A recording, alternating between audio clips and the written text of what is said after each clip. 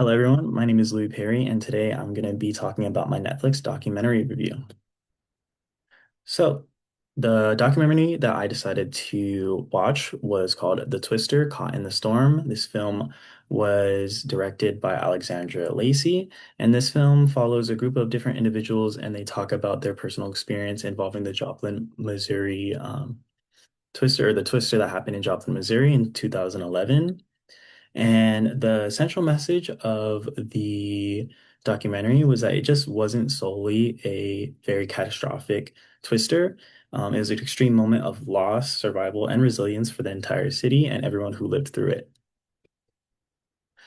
So, moving on to Logos, this film utilized Logos, specifically statistics, and in another form, it's a way of describing events through numerals. In this film specifically, there was a lot of statistics mentioned in the news reports that they provided. For example, a CNN report showed that at least 125 people died and over 900 were injured. Other statements included that the tornado carved a 6 mile path of destruction throughout the city. So, what does that mean? Well, when we hear these numbers and we see it to the actual footage, it becomes clear that it just was not an ordinary tornado. It kind of gives a greater value and essence of what's and how severe the tornado was. However, statistics are not the only thing that explains how severe it was.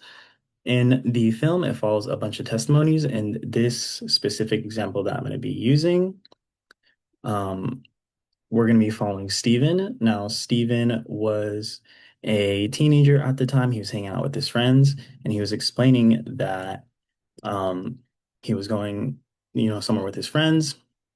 Once the tornado hit, he was talking about how it hit his car and a tree flew, hit the car, and pulled him from the vehicle. He talked about how the tornado ripped him out from the vehicle. He got stuck out of the car.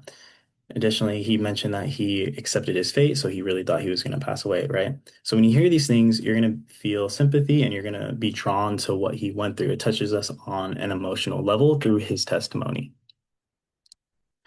Additionally, his testimony is powerful because it takes the viewer from a near-death experience and it talks about him and it goes in the future and it says that he believes that these things happen for a reason and it shows a pan shot, which you could see a little bit right here, of his current family. So it goes from him struggling, being, thrown out the window to him later pursuing life and becoming a father as well.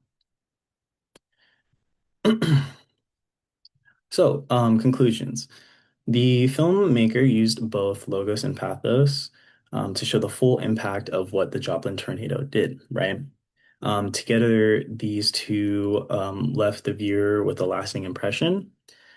We also know that the natural disasters aren't just on the news, but it also follows real people facing unimaginable fear and loss. And then it shows them choosing to survive and build, and that's something that the viewer will be left with, and it won't be easily forget. And here's going to be my references, and thank you guys for your time.